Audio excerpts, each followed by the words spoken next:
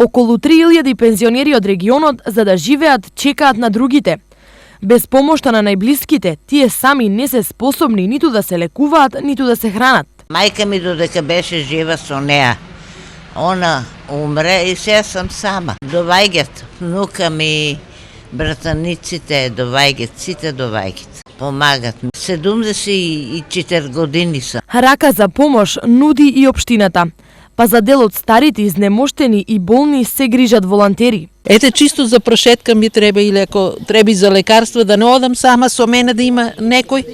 Оти улици не смеам да минам, не видам. Иако добри, овие инвестиции се минимални во однос на она што на најзагрозените пензионери им треба. Решението, според нив, е старечки дом, каде помошта е адекватна и постојана. Во регионов таков дом засега има само во Берово. Едни навистина убави, квалитетни, модерни, современи услови за згрижување на старите лица. Верувам дека приоритет ќе имаат оние кои што имаат пониски примања. Од друга страна, голем број стари лица се дома заради парите, односно поради пензиите и се жртви на насилство на децата. Во последните неколку години бројот на семејно насилство врз старите лица е во постојан пораст, а проценките се дека жртви на децата се околу 1000 пензионери од регионот.